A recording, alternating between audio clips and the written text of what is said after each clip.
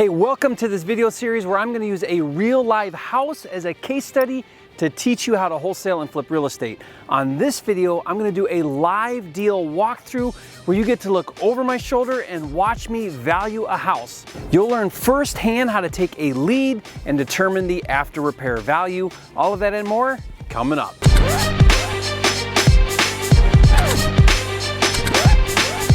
For a limited time, you can get a free copy of Jerry Norton's Data Cruncher software, which finds cheap houses in your area. Get it now at mydatacruncher.com. If you're new here to this channel, I'm Jerry Norton with FlippingMastery.com, and this channel is all about ways to help you make money wholesaling and flipping real estate so you can live your dream life. Be sure to subscribe and turn on the bell notifications so you don't miss new videos. I'm standing here in front of a real live deal that we're going to use as a case study. Now, my hope on this video series is to show you using a real deal how to go from a lead to an offer, and then if the deal progresses, maybe even how to wholesale it or fix and flip it. Now, this house is a great model case study because it's vacant and it falls into the typical size and price range for most people to grasp and understand, especially if you're new to wholesaling and flipping. So once you identify a lead that you want to pursue, the very next thing you need to do is to analyze the lead to determine your offer or buy price. And the first step to analyzing a deal is to determine the after repair value or ARV. Now, this is the price the home will sell for once it's fixed up, and you have to know this number regardless if you're going to fix and flip it or wholesale it. It is the basis to wholesaling and flipping houses. You cannot do anything until you first know what the ARV is of the home. It's the starting point and the very first thing you have to do once you've identified a lead. Okay, let's cover 2 steps to go from a lead to determining the ARV using this deal right here behind me. Step number 1 to determining the ARV is to gather the specs of the home, or what I refer to as the features. Now, there are 8 mandatory features that you want to find out on any deal regardless of the market, and then there's a bunch that vary depending on the market. Now, this is important because you can't analyze a deal unless you're clear about what you're analyzing. First, let's review the 8 mandatory features. First is style. Is it a 2-story, which could be a colonial, a bungalow, a Cape Cod, or is it a single story, like maybe a ranch? Could be a bi-level or a tri-level, etc., right? The second is the square footage or size of the home. If it has a basement and it's finished, does the market include that in the total livable square footage? Every market is different, so be sure to find out in your market. Number 3 is bedrooms. It has to have an egress window and a closet to count as a bedroom. 4th is bathrooms. A full bath includes a tub or shower. A half bath is just a toilet and sink, but no tub or shower. How many of each does it have? Number 5 is the foundation. Every market is different, but does it have a basement? And if so, is it finished or unfinished? It could have a crawl where the house is slightly elevated and there's like a 2 or 3 foot space under the first floor. Or what's most common or very common in a lot of markets is a slab foundation where there is nothing under the first floor. Number 6 is garage. Does it have a 1-car, 2-car, or more? And is it attached or detached? Depending on the market, it could have a carport or even on-street parking, which is very common in city markets such as Baltimore, Pittsburgh, and Philadelphia. Number 7 is lot size. How big is the lot? Now, this could vary from very small all the way up to several acres. Again, it depends on your market. And number 8 is the year built. This is important because the way homes were built changed over time. A house built in 1920 is different than a house built in 2005. The big cutoff that usually matters the most is 1960. Due to major changes in building codes and requirements, generally speaking, homes built prior to 1960 are much different than homes built after 1960. And in addition to these 8 must-know features, there are several market-specific features. Let me list some examples. Traffic, or how busy is the road, or how close is it to things like downtown shopping, schools, hospitals, etc. Pool, air conditioning, brick exterior, views such as water, golf course, mountain, city, or lights. Other things that might matter are the floor plan, how open is the space, ceiling height, does it have an office, things like that. These are all things that are market specific that affect the value or the desirability of a home. The point is with step 1 is not to judge the features of the lead that you're looking at, if it's good or bad, but just to know what they are. And once you know all of the relevant features of the lead, step 2 is to understand how these features play a role in the value. Now this requires research of your neighborhood, and the best way to figure out future value is to look at past value. Now we call this comping a property, or in other words, looking at similar homes in the neighborhood that have recently sold. If I can establish a trend in price by finding 5 or 6 comps that sold recently nearby my lead that are similar, then I can establish the after repair value. And real quick, let me share a pro tip.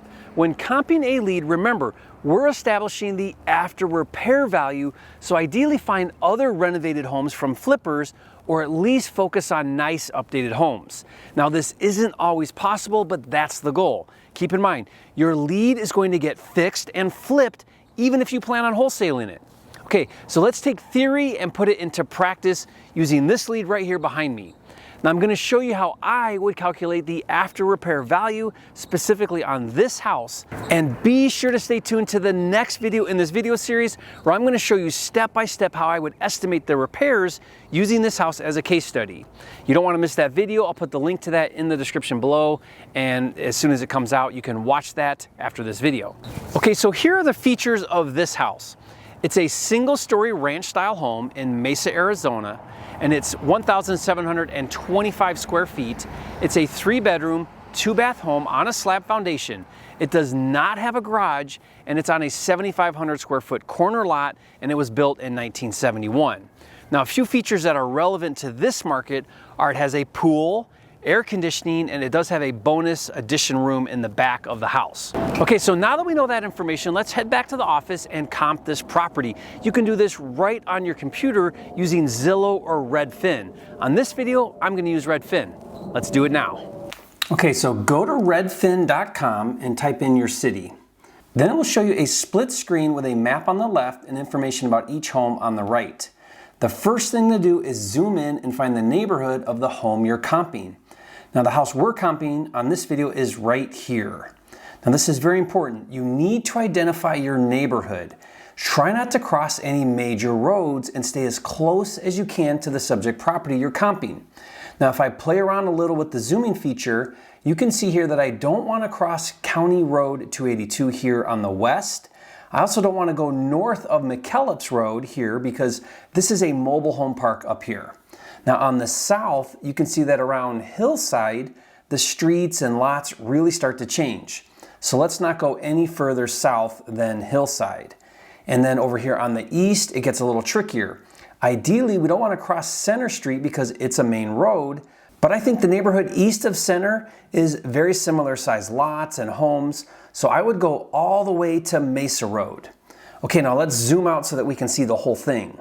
And using the draw tool, let's outline our area. We decided that the area we want to stay inside of that consists of a neighborhood of similar homes is McKellips to County Road to Hillside to Mesa Drive. So this is the area that we're going to comp. Next, let's add our filter so that we're only looking at homes similar to the subject property we're comping. To do that, go over here to the left and click More Filters. Then click House, so we're only looking at houses. Next, turn off For Sale and turn on Sold and go back 12 months. After that, let's put a range for the square footage. The subject property is 1,724 square feet, so let's put 1,250 for the minimum and 2,250 for the max. Since we're a 3-bedroom, let's put a minimum of 3 bedrooms in that filter. For year built, our house was built in 1971, so let's put a minimum of 1960 and a maximum of 1990.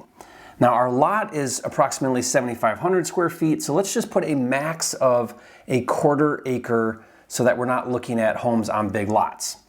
Now this is the part that gets tricky. Our subject property does not have a garage, but it does have a pool. So let's deal with the garage first. If I check the box must have a garage, watch what happens to the map on the left. See that? It disqualifies 4 of the comps. These 4 right here. Now that means out of the 20 comps right now, only 4 of them don't have a garage. That's a problem because the majority of the market has garages, and that means a buyer is probably going to want a garage. And watch what happens if I do the same with the pool feature.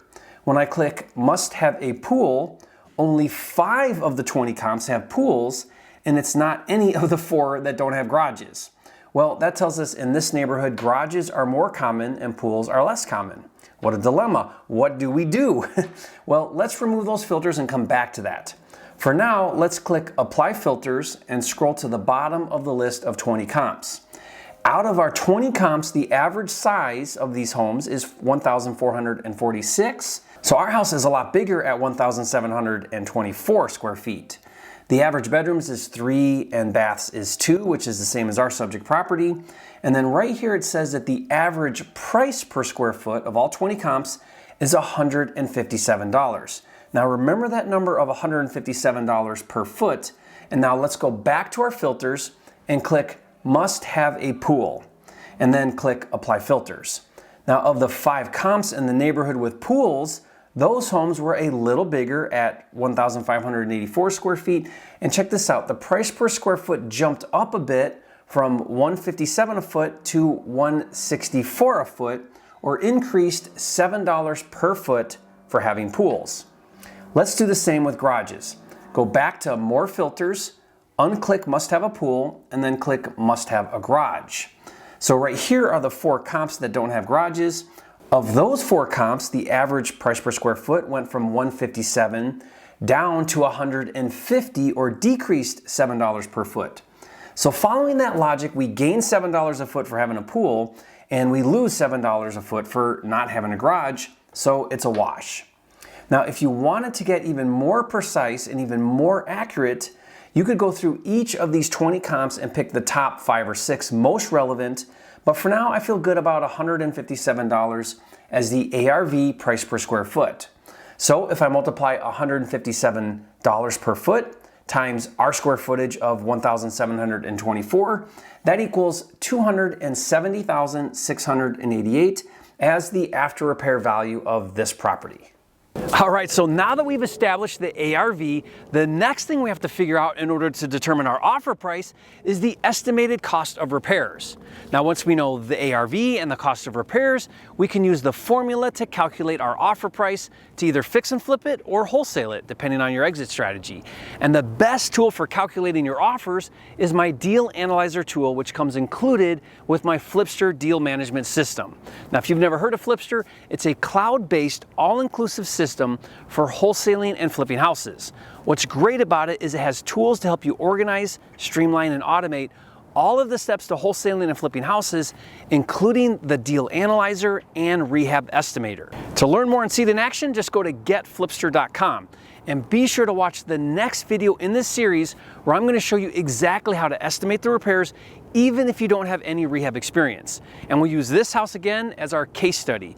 Now I'll put the link to that video in the description box below as soon as it comes out so you can watch it after this video. And listen, if you found this live case study on a real deal helpful, hit that like button right now and leave a comment. Let me know if you'd like to see more videos like this one. And if you haven't yet, be sure to subscribe to my channel with hundreds of videos and new videos released every single week. This is the #1 channel on YouTube for all things wholesaling and flipping. And don't forget, it's not about the money, it's about having the time and freedom to have, be, do, and give everything that God has in store for you. That's what it's all about, and I'll see you on the next video.